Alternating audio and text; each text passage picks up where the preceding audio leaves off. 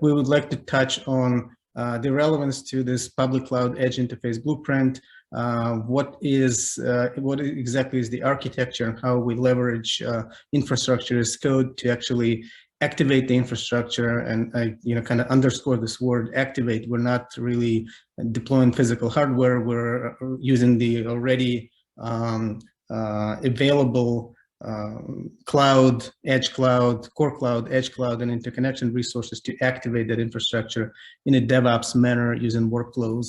And then we'll show you the demo. So create this set of orchestration functionalities that would allow to interwork between different domains, and we operate here with the terminology of the public cloud core. So this is public cloud driven, computing resources, SaaS system, IaaS system, and the associated edge capabilities that are related to the public cloud. The examples that we can give you are, for example, Google Anthos, AWS Outposts, and the applications associated. Very often, the application, the Mac application that runs, or loosely kind of defined edge computing application that runs at the edge, has to authenticate back to the cloud. It has to operate.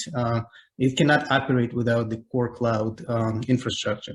And then we have the other domains like the cloud independent edge computing, or third-party edge, and the operator network edge, where we want to make sure that we can activate infrastructure inside those domains, we can deploy applications on top, but we also recognize that these domains are interconnected, have to be interconnected with some sort of fundamental layer 1, layer 2, layer 3 networking, which could support SD-WAN and mesh on top, and there are data center facilities in which it exists. So the public cloud edge interface kind of evolved into this architecture.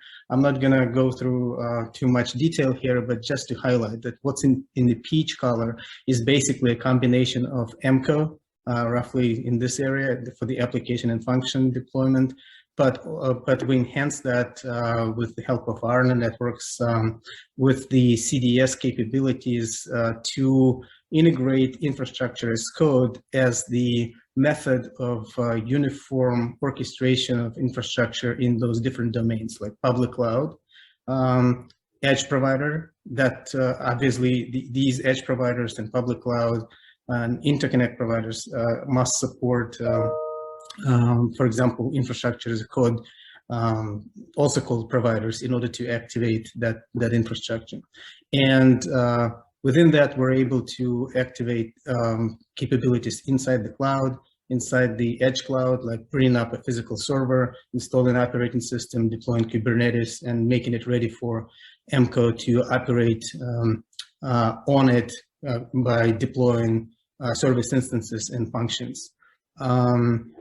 We also recognize the need to invoke workflow management because all these domains operate on different parameters. There is exchange of parameters between components here that needs to be managed through the workflow. For that, we use Camunda, and we use the EMCO components to then onboard health charts, onboard cluster registration, but we also added at the top a software layer that allows us to specify the topology first and kind of trigger the workflow from that topology design or design studio, so that we can then prepare the infrastructure and subsequently onboard automatically the created or activated Kubernetes clusters into EMCO, and then deploy applications on top.